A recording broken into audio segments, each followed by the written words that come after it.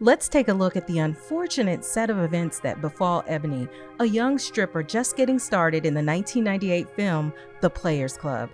Ebony should have been able to do her job without worrying about personal safety and things going too far. But as you watch this video, we want to know whether you think Ronnie set her up and knew that her brother Junior had the potential to violate Ebony like this. Go to the comments and tell us your thoughts as we discuss what happened to Ebony. I'm Heit. And I'm Cheri. And you've discovered Axiom Amnesia.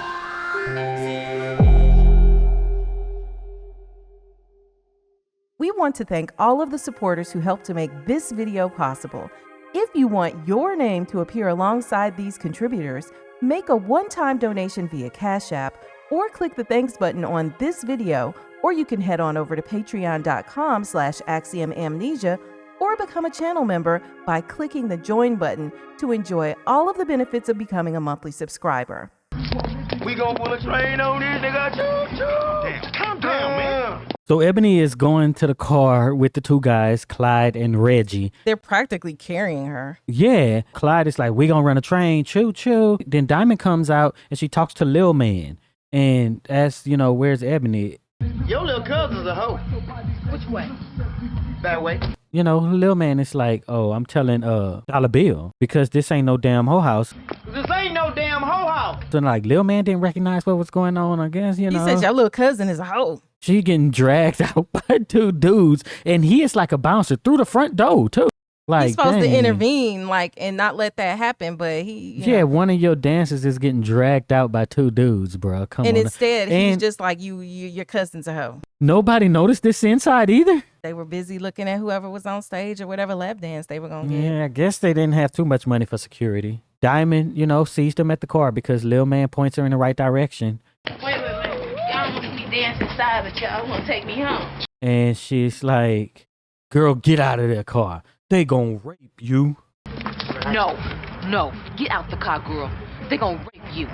Then the guys are like, we ain't nobody gonna do that, blah, blah, blah. And they're all combative and everything like that. What you talking about? Ain't nobody gonna nobody. And You then know. Ebony just delivers this line. It's cool, Diamond. I'll be right back. It's cool, Diamond. I'll be right back. Girl. Just the way she delivered it, though, it was just to indicate that this is so absurd, right? And it's like, quote, famous last words, you know? Because she wasn't gonna be no, quote, right back. In a different movie, she ain't gonna be back at all. She gonna be in a trunk somewhere. Finally, Ebony doesn't want to argue anymore. Yeah. And she's just like, all right, let me out. And then that's when they just start going in on Ebony too. Let me out. Okay, now she said let out before I call the police on y'all. Right? Yeah. They're just like, get out then. We can get you next time. And then they drive off. Get out. Yeah, but it's a really good scene about consent too, right? Because, you know, she's been drinking clearly, has to get dragged to the car and stuff. But at the same time, they don't let her out until she says, let me out. And then Diamond's like, yeah, let her out because I'm going to call the cops. She said she wanted to get out. Yeah. This is a very interesting scene, though. Yeah. And I do think that consent, this was the time where you started to hear, you know, the terms like date violations and things like that were happening to raise awareness, especially with college age people. Because I feel like while it wasn't a new occurrence, it was something that they were beginning to newly put on the radar of young people to say, hey, you know, everybody's got to be okay with what's happening. Ebony gets out and she's staggering away with Diamond. What is wrong with you? Why are you trying to leave the club with them fools? So this exchange that happens between Ebony and Diamond is just full of quotables from this movie. But we can also see where the movie tried to be like a bit of a message movie. Yeah. You know, How am I supposed to watch you when you keep trying to leave the club all the time? Ebony is like, watch me? Who told you to watch me? Wait a minute now, you supposed to be watching me? Who told you to watch me? And Bruh, why is Ebony unaware that her older cousin is tasked with looking out for her while she's out here living with her? Well, for you and my mama's information, And I haven't heard somebody say that in Shut probably up. since this movie came out. But when I was growing up and a kid, like that was something that people would say to preface something that they were really about to tell you about yourself. She say, for your information. I've been watching myself for a long motherfucking time now. I'm grown and I've been watching myself for a long time. I don't need nobody watching me. I'm grown. And it's my business. Now, see, you've been watching yourself for a long time. So what was going on? I don't know. Some people just say that and it's not true. You know, it could have been a lie. It could not have been a Could have lie. been a drunk tale. You know, who knows? But this is what she claims in the moment. She say, if I want to make money on the side, it's my business. Diamond is like, look, what are you trying to do? Make a career? Look at you. You drunk. You just, But what you trying to do? Make a career of this? Maybe. And then Ebony's like, some of us got to use what we got to get what we want. Some of us got to use what we got to get what we want. She really thought she was making the statement. Yeah. And then Diamond is like, don't give me them Ronnie Ho quotes. Don't give me none of them Ronnie Ho quotes. Just stay professional. Nah, that's the line right there. But so this wraps up a lot of it nicely, because the thing is that from the message of the movie is that this shouldn't be a career aspiration. It should not be a career, right? Women in sex work, right? It shouldn't be a career or an aspiration or a goal. It's supposed to just be a temporary stop to get to where you really want to go, right? But then you got the Ebony who is like, well, everybody can't go to college. Everybody can't go to college. So what else are we going to do? Right. And some of us are using what we got to get what we want. And today, I think that the Ebonies have won out on this philosophical battle. Diamond is like, make the money. Don't let it make you. Make the money. Don't let it make you. But like I was saying before, that it's that the money is deciding what people are doing, right? Because it's, hey, if I could do it to make money, then that's who I become. And a lot of people say this quote, but they don't really analyze what it actually means. Is that, and to some extent, we all do it, right? The money makes us. I don't know, if the only way I can make money is by stripping, and then you take on that lifestyle. So it's going to shape who you become as a person in any other career that you do. Well, what I think is important to point out, too, is that a lot of the choices that the young ladies are making at this point are happening when they are still developing and still very young. A lot of us didn't really start getting some sense until our late 20s. And it didn't even matter whether we had children or not. You could have 2 or 3 kids and still be thinking wrong and crazy. A lot of people would compare both, and say, oh, well, Ebony had the same situation as Diamond, and Diamond's was even harder, right? Because her difficulty level was increased because she had a child. But they weren't able to make the same money from doing the same things. Like, we cannot ignore that. Yeah. She didn't have regulars, right? Right. But one thing she said to Ebony was, be professional. People say that all the time, and they be in different professions. So to me, I think it means something different. What is being professional in this sense? Is being professional just not leaving out? Is that what she's trying to say? I don't know why that line was in there. Well, and listen, how long do y'all think Ebony been in the club? If you've been watching this, you would think she had been there for some months. In this scene, we find out that Ebony's been at the club for 3 weeks. You only been here 3 weeks and you already getting sucked up into this bull. Yes. Bruh. In 3 weeks, she went from what we saw at the beginning to staggering drunk. You all drunk and shit? But you was gonna let them run a train on you? No. Yeah, maybe that's a commentary too on I think it is. how fast it can happen. You just accept that lifestyle.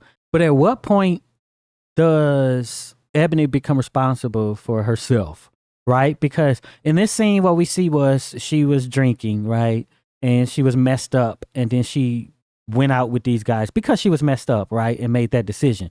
But then you have to go back to, all right, but the reason that happened is because she chose to start drinking, right? And then you go back to, okay, well, maybe that's not an actual cause. But then she decided to start stripping at the club and none of this will happen. You know what I'm saying? Like, what they're talking about in this scene is that she is wilding out because she is drinking and these guys were going to take advantage of her. Well, the question is, which came first, the chicken or the egg? Is the drinking a symptom of this lifestyle, or is her willingness to do things in this lifestyle a symptom because of her drinking? And I believe that the drinking is something that people are doing to cope in this situation. And so, I pointed out how I've seen a number of these vlogs by, traveling. I guess they're traveling, younger, I guess they're like early 20s dancers. And one thing I did notice, a few of them have said, like, when they're showing you the behind the scenes at the club, like, I can't do this without drinking. Yeah. So there's this idea of blaming the victim, right? Because that's kind of what Diamond is doing here. She would be a victim, but no one wants to be a victim, right? Because Diamond has that perspective of being a victim, and she don't want Ebony to become that. So that you have to make decisions in situations where you don't become a victim. And that's the problem when you start to talk about things and people just like, oh, you just blaming the victim. No, some people you do have responsibility into making decisions where you don't make your life harder or, your situation harder. Some things that you can do that could increase your risk of something negative happening to you. Yeah, because you can do everything and be perfect and careful and things can still happen. In Ebony's situation, like here, leaving the club increases the risk that something could happen to her. Leaving a club, drinking on a thing, on a job like that, hanging out with Ronnie and Trix and all of that. Like, it's decisions that you make that open up some bad stuff for you, and we all know about it. Sometimes too, like, a person can be trapped in a lifestyle, right? Or when by lifestyle, I'm just meaning by, like, whether you're a dancer or whether you let's just say you are on the streets selling drugs or something. Extracting yourself from that is not as easy as it would seem, because you still have the obligations of how will you care for yourself in the short term. And so there's a period of time where you have to continue to do what you don't want to do. Yeah. But see, that's letting the money make you, because in capitalism, that's what happens. The money just kind of decides what you're going to do in life. Like in today's world, it's the get the bag culture above all else. Like, if you're not like, I wake up and I get the bag, like, look at your social medias, look at what people are saying on there. And a lot of times, like, if you got it, why not show it and make money off of it? Yeah. That's, Ronnie Ho quotes is kind of pushing the culture forward. I worked with these people before, and you my protege, so I know you'll blow they fucking mind. Ronnie and Ebony are in the car. She got a drop top Corvette, it looked like. So Ronnie living it up back in 1998. And now she got Ebony smoking them tweed. Man, Ebony has gone so far. And look at the hairdo. She has got to prep Ebony for everything that is going to be happening. You trying to get money or what? So she's like, you my protege, and are you trying to get money or what? So she's giving her this pep talk before they go into this gig, right? Well, what you waiting on? The Players Club? We find out that they're given $10 basically table dances, lap dances. I'm guessing, is that the same thing? I don't know. No. But okay, whatever, to get a private, whatever, to get personal attention at a minimum, you're going to pay $10. Getting those trick ass niggas to pay you $10 to see you dance naked. And she's like, but you got to work too hard for that $10. But me and you both know, sometimes you got to work too hard for that $10. They be bending over, do this and do that and clap it, whatever. Spread your legs, stick your butt out. All of that for $10? She basically tells her, closed legs don't get fed. I'm tired of fucking around with you. Closed legs don't get fed. So that tells you all you need to know, right? What's going on. I'm just trying to turn you on to some game. The way she kind of delivered that line, but she really played this role, especially in this scene too. She is like legit. She's actually a pimp. Like, I think we can say she is legit a pimp. Exactly, right? Because she's talking about closed legs don't get fed. But she's trying to turn her out. And then she basically says, I'm not trying to turn you out. But I really appreciate, like, in this movie that it's a woman that's trying to finesse her, or I guess groom in this sense is what they call it. Or maybe even get to the point of nowadays they would call it traffic. But I really like that because we didn't really get to see that before. Right. It was always these, ostentatiously dressed men with, green suits but here's the thing though, and we all understand with that mindset of somebody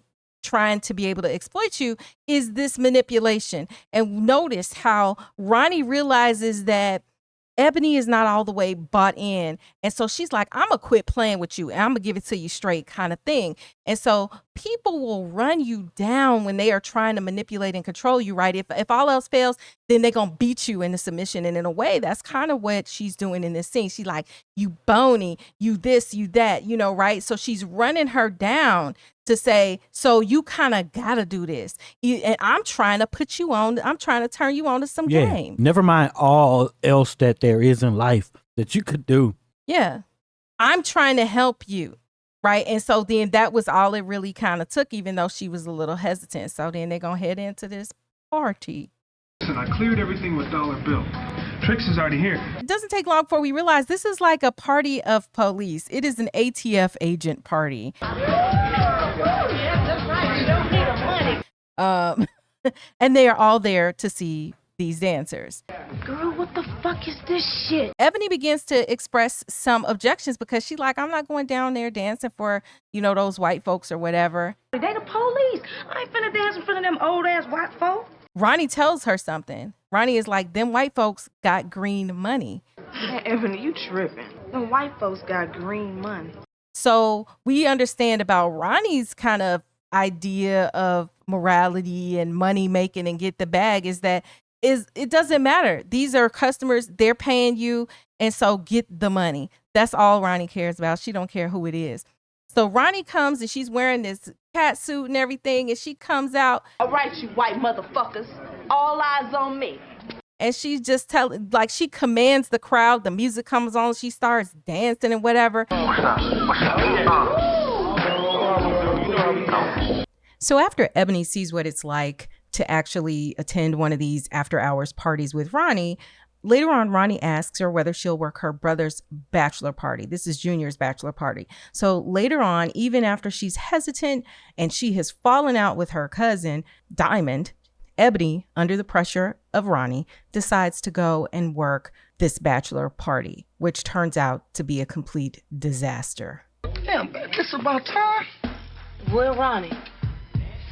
So next we see that Ebony has arrived at Junior's bachelor party. And when she opens the door, it's Junior. Who is playing Junior but Samuel Monroe Jr.? And we know him from a host of movies like Menace to Society and plenty of other movies that we talked about. If you see him, it's some shenanigans about to happen. In every movie that he appears in, there's never anything normal going to happen in a scene he's in. How you doing, Ebony? I'm Junior. I'm the one that's getting married tomorrow. So she arrives and there are legit like 20 dudes at this party. And she's like, well, where's Ronnie? He's like in the room and whatever. Damn, baby. And so you got about 20 guys sitting around this hotel room and just her. And then who also is there but Reggie and his friend, who were the ones trying to take her home from the Players Club. Respect the bitches. One of the houses here, man.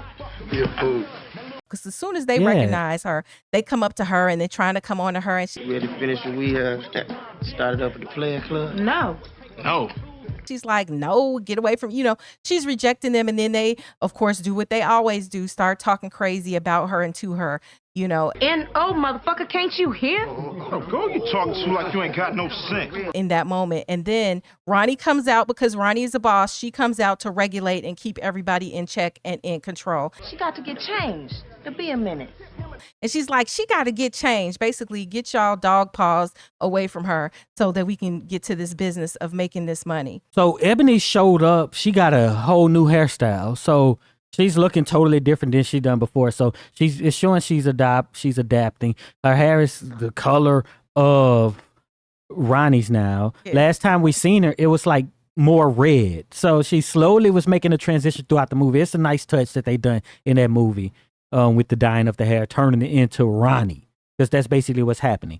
But then, we do see Reggie and Clyde, who works for St. Louis. And why is Junior and Ronnie friends with, Reggie and them? That connection is just weird. They just threw it in there because basically they're there because she works for and with dollar bill, right? That's why they're going to the club, because they're looking for dollar bill for St. Louis. So them being there, to just be buddy with them, it's just very strange that it happens that way. I guess it's possible, but I just think they needed to make that connection, I guess. And they threw them here at this party. Yeah, that's... You gonna dance with me, right? Oh. Girl, what am I look like dancing out there? They're my peoples. When they go back into the room to get dressed, we see that Ebony is very, very uncomfortable with the situation. And she asks, where the rest of the girls at? I don't know. You know I don't keep track of them other hoes. like, where are the rest of the girls who are supposed to be here? Ronnie just plays it off and she's just like, oh, I don't keep up with them, blah, blah, blah. And ain't no other girls. Ronnie ain't invited nobody else who's going to come. Yeah, she probably tried to do, but Ronnie is a dirt rascal pimp. That's a Hustle and Flow reference. Dirt rascal pimp. And she's the only girl. Like, she's been trying to manipulate all these women, and you the only one to fall for it, Ebony. So then Ebony is just like, well, you going to dance with me?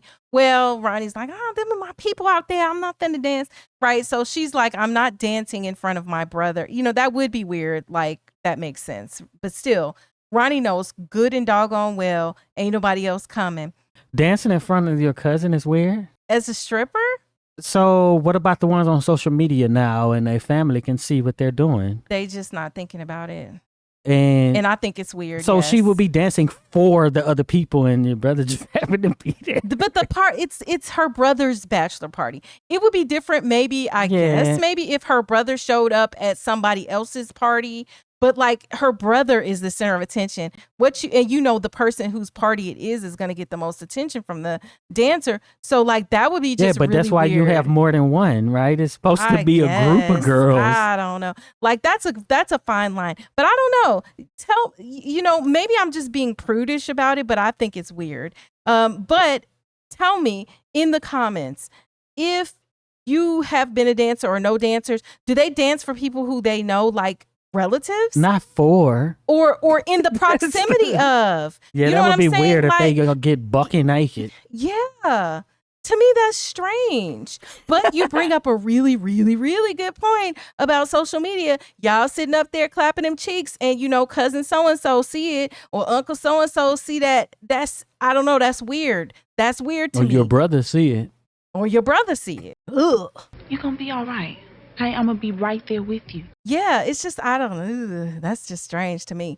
But anyway, it made sense to me that she wouldn't want to go out there acting like she was at the ATF party over at her brother's bachelor party. That's weird. But I mean, of course, everybody knows she's a dancer, I'm sure.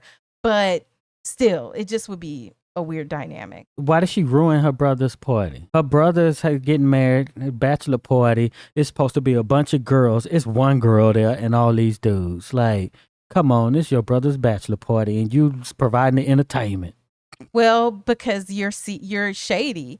And so the girls from the club don't want, you done already burned probably all of them doing some shady, sleazy stuff. And so the girls who are the veterans at the club already know not to fool with you. Yeah. And so the only ones who will fool with you are the new ones. And well, the new flavor of the month is Ebony. Because I ain't finna dance by myself. Why not? It's some ballers out there. They ready to pay you. And it's only one who would come. The other thing is, Ronnie says she's not getting paid, which is another reason why she's not dancing. I'm not getting no money for this neither. She's not getting paid to be here, which probably is a lie anyway, because you getting paid for this whole situation. Yeah. You would get paid if you go and you dance. But I guess she's saying, too, was that it's her brother's friends, too, and that's kind of like brothers. Yeah, and so she doesn't want to dance for them, which I think is understandable. But, that leaves Ebony in a lurch, and Ebony's like, I feel weird going out there by myself. Yeah, but she would still get paid if she danced, just like Ebony, I think, is going to get paid when she dances. Yeah, well, she's supposed to get paid. Maybe, I don't know. I don't know if you and maybe tip Ronnie in a is like, situation? I'm going to give her $200. You know what I'm saying? Ronnie might be like, oh, you're my brother. I'm taking care of this for you. Don't worry about this. The strippers coming to your bachelor party. But do you tip in these situations, or is it just provided for free? Kind of like your open bar. I ain't never been to no bachelor party. I don't know. It's open breasts. Shut up. I don't know. For those of you who've been to a bachelor party, how does this work? Do you tip, or is it like an open bar? Hold up. What? You're just assuming that all bachelor parties have this entertainment. For those of you who have been to a bachelor party, let me modify that. For those of you who have been to a bachelor party that has a stripper. Why is it just one? Or multiple ones. Do you tip or not? Do you tip them? Or does the person who arranged for them to come just pay them? And then, it's, I got questions too. So many questions we have. Girl, what you need to be trying to do is get your money before the mother bitches get here. Ebony is there. She's feeling weird about being the only one there. And it is legit like 20, 25 dudes out there. Okay, maybe not 25, but 20. Ronnie, I feel funny going out there by myself. 20 guys out there salivating, looking like, ravenous dogs. And they're drinking. Yeah. And so she's just like, well, do you have a joint or whatever? And then she's like, oh, you can have the rest of this drink. You got a joint? You got the rest of the string. Well, I don't know if men know what it's like in a situation like that, right? Where, this woman show up and all the men is like, yeah, ooh, a woman. I think where you could kind of get to this is for the homophobes, right? If it was a room of gay men and then they acted like this towards you, how you would feel is probably how this woman would feel. So that's one way you could kind of have some empathy towards situations like Ebony's. Yeah, I mean that's one way. And then but the other thing that it doesn't present is the just inherent inequality of the power, right? In a situation where, you could defend yourself if you're a man against a man. Not against 20 men. Well, maybe not against 20, but the point is even against one man, pound for pound, the woman is usually not going to come out on top without some type of weapon. But this situation would be like you walk into a situation like that where you're uncomfortable, where they're ogling where you may be straight. Well, I'm sorry if I'm leaving out some of our gay viewers, but speaking to the broad audience, right? You were in a situation like that, and I guess you could kind of figure what that would be like. Yeah, a man couldn't handle it, a straight man like that. And it's I think that society tries to like normalize, or has up until the Me Too really era, had tried to normalize women just handling it, right? Whether it's on your job, whether it was catcalling on the street, whatever it is, you just deal with being ogled and being treated in this way. Yeah. And that's just how it goes, right? And it hasn't really been until recently that those sentiments have somewhat changed. Yeah, that's a nice touch they added to the movie. Yeah, it is. It is. So, she gives Ebony a drink and Ebony's like, okay, well, give me 10 minutes and another drink. Give me another drink in 10 minutes. Again, we see Ebony has to, try to escape, have some She's escapism. prescribing herself. Yeah, her self-medicating in order to get through this situation. Ain't nothing gonna happen that you don't want to happen. Like an anesthesiologist, all right? We get a shot right now, and then you get a cup in 10 minutes, and that'll keep you right at the level you need. Like, come on. Yeah. But I mean, in 3 weeks, she, done learn what to do. It's probably 4 weeks. Well, okay, 4 weeks. In 1 month, she knows the exact prescription to kind of let her get through the night. And I'm gonna fix you another drink and I'm coming back in here in 10 minutes. So then as Ronnie is about to leave, she's like, and you need to get on the phone and call some other girls. But she kind of says it under her breath a little bit, like not full chested. You know what I'm saying? And because she's meek compared to Ronnie. Ronnie is the dominant one. She is the weaker one in the situation. You need to get on the phone and call some more girls. What does Ronnie do? She bucks up and puts her back in her place. What you need to do is you need to grow up and get this money, that kind of thing.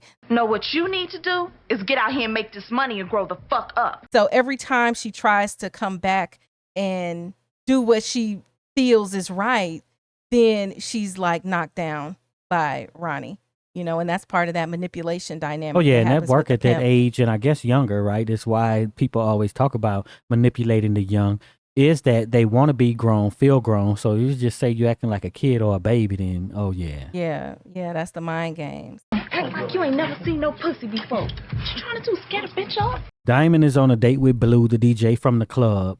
And then Ebony calls her on her cell phone, 1998 cell phone. And it's like, Diamond, I'm sorry. And basically, Diamond just hangs up on her. Why you keep calling me? I ain't got nothing to say to you. Ebony calls back and she's like, Diamond, don't hang up. Diana, don't hang up. Please help me. Please help me. Help you do what? Come and get me. And Lisa Ray. It's like, help you with what? Man, I just wish she would have landed these lines. At Junior's bachelor party, and I'm the only girl here, and I really don't want to dance. But Ebony explains everything, and it's like, I'm in room 306. I'm at the Oakwood Motel by the airport. So, and I wonder how they would remember something like that in a situation like this where she's really not trying to pay attention.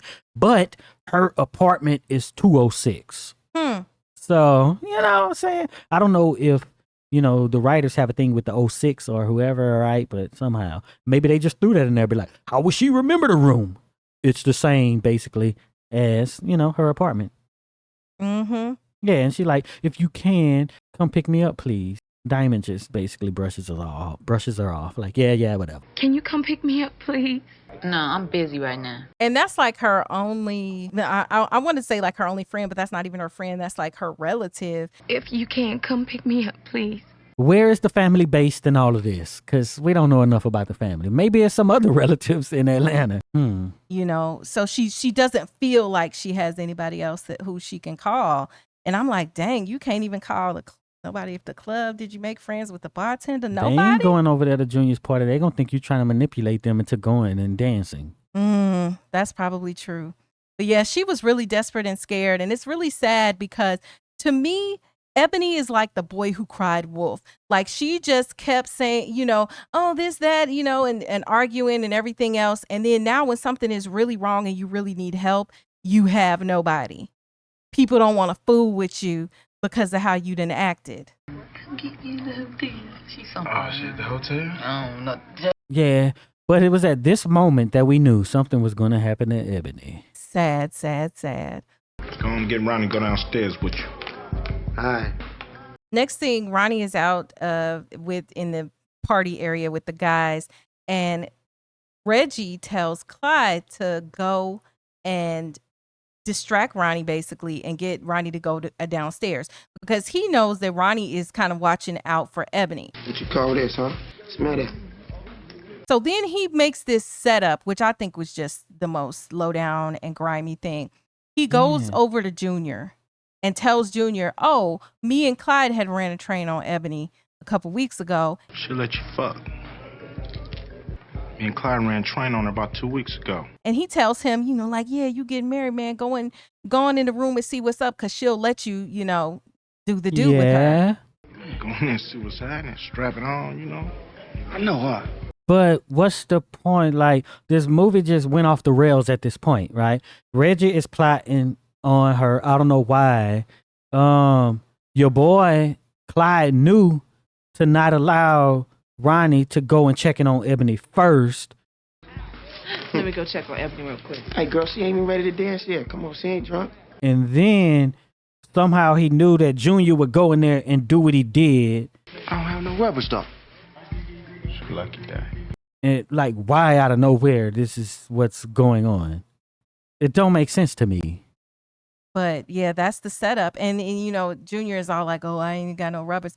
And he even gives Junior a rubber. Yeah. Right? Because it's the 90s. So, safe sex and all.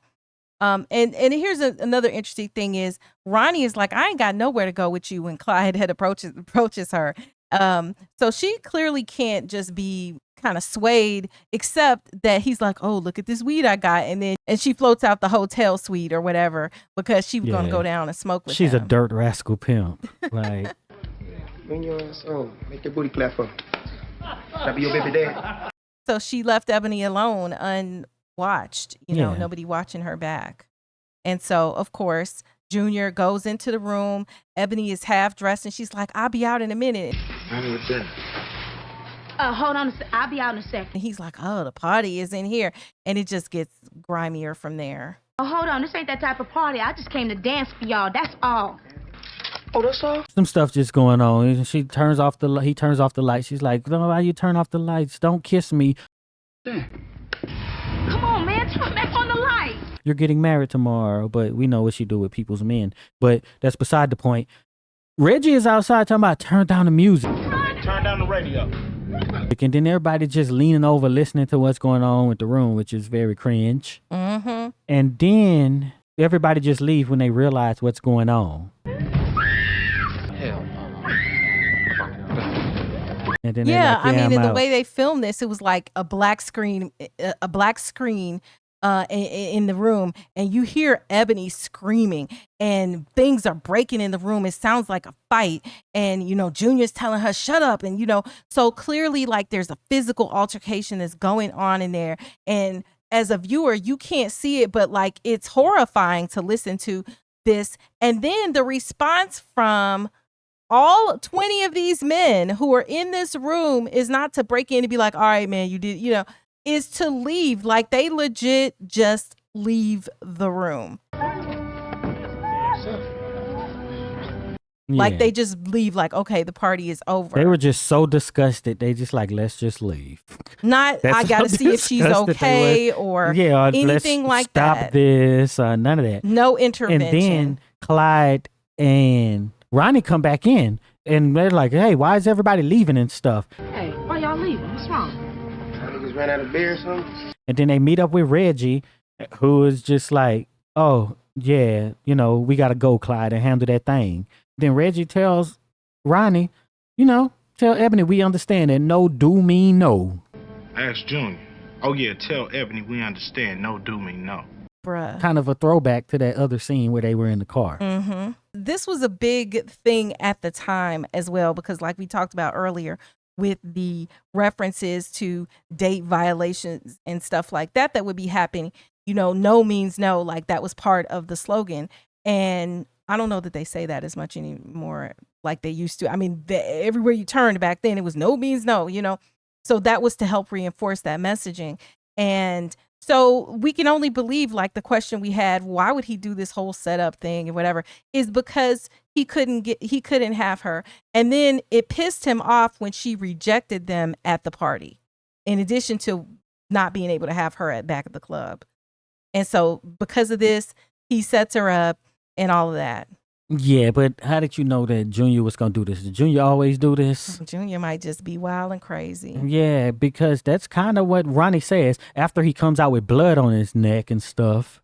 Yeah, because Ronnie goes to the door first. And she's like, Junior, what's going on? Junior, open the door. What's up, sis? Yeah, and he don't answer and stuff, but then he eventually comes out and he's like, he says she sleep. Yeah, she's in there sleep. Where's Ebony? She sleep. And she's in there, what do you do? You're crazy. And that's basically it. And What did you do to her? Ronnie just leaves her there and bolts out with her family.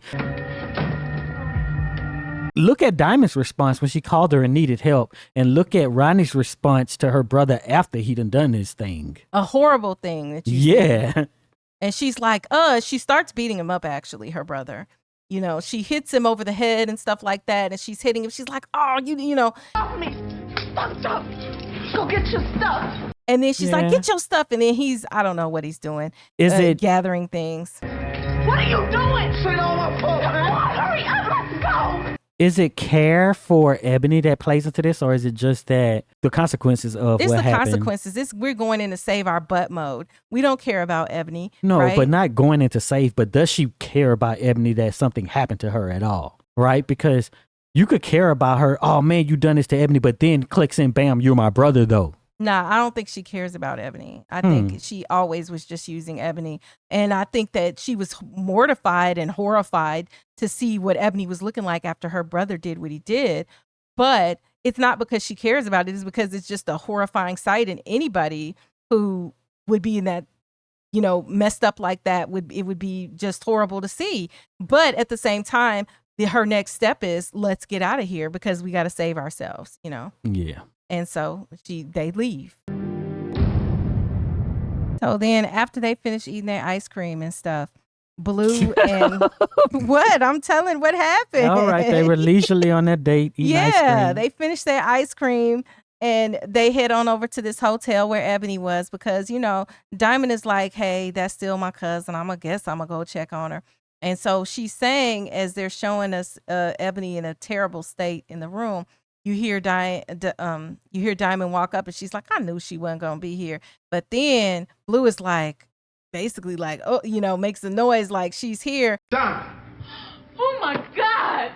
And then when she sees it, of course, she goes into this attempt at dramatic acting. Go, somebody, please. That is, you know, screaming and all of what happened Yeah. to you and all of this and that. What happened to Ebony? What happened to you? Because she was still knocked out. I don't know how much after this was, but she was unconscious. Yeah, she was. Probably for a long time. It had to be enough time for everybody to leave, basically, and for them to show up. Mm-hmm.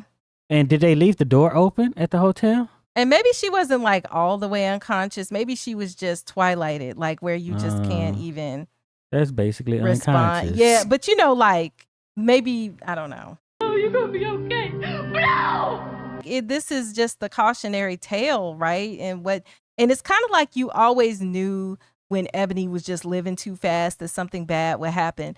But we're sort of left on a cliffhanger of like, is Ebony alive? Is she, you know, made it to the upper room? Like, what happened?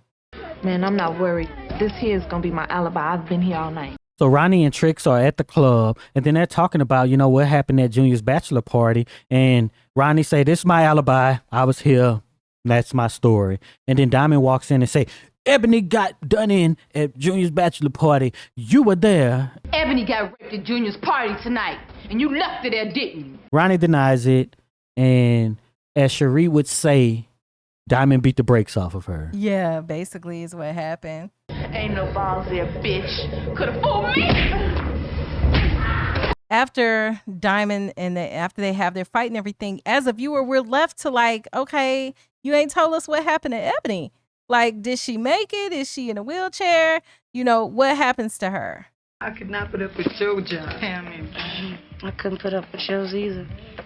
So we do see Ebony again, and she's doing what she should have been doing from the beginning. She's just working a regular job. And then there's some dancers who are there who, they basically get into, "Oh, I can't do your job. I couldn't do your job." But then she just goes all the way in talking about, you know, because they deliver a Ronnie Ho quote, the strippers. Yeah. And it's like, we just using what we got to get what we want.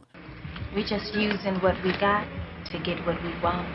Ebony says, "Well, if that's all y'all got, y'all don't want much." Dang. Well, if that's all y'all got, you don't want too much. So she got a whole new lease on life and This stuff. is like week 7. But she was there a month, because that's what Diamond says at the Right. on the date. And now she was all the way sold until Junior done what he done, and now she's just like, yeah, She turned that life around. y'all don't want much. That was quick. Mm-hmm. Because she still looked toe up, so it was pretty close to when it happened. Yeah. She done got a new job and everything. She went on the interview looking toe up, and they was like, "You could get this job. Come on, you hired." Well, what probably happened, because this scene is a lot like the reverse of the scene with Diamond when she first meets Ronnie and Trix toward the beginning of the movie, right? She's working. They're like, "I couldn't do your job," and basically she gets enticed into dancing because of that. And then the reverse is happening here, where you have an ex-dancer who's looking at these current dancers like, yeah, this is not the life. But yeah, you know, and who else is in there? But it just happens to be Diamond and her son Jamal, along with Blue, the DJ, who, I don't know, they look like they were dressed for church or something, and buying some shoes. And yeah, and so Ebony is okay. I'm gonna take these. Sorry, I can't make your graduation. They basically patched it up. The strippers are just like, "I know what I want," and then Ebony goes over, but before she could get there, Diamond says, "Make that money, girl." Make that money, girl. Ebony looks back. "Don't let it make you." Don't let it make you. Everything is patched up. You know, she smashed her boyfriend, who was no longer her boyfriend, so it's kind of okay. They got over it. They're Well, a family. especially because now she has Blue. Like, she was dating the new dude like 2 days later. Yeah. So it all worked out in the end, and she managed to get out of this with her life. Looking at only Ebony's story gives us an idea of the bad things that could happen in this world. Now, of course, this is completely fictional, but some aspects I think might be somewhat true to life, at least for the game at that time. I don't know what the game is today.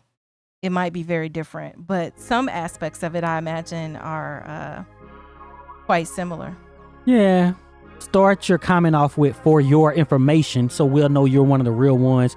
who watch these videos to the end. Yes, and be sure to check out one of the videos on the screen right now, and go ahead and if you can, become a member. Just join us so we can all talk about these movies we love.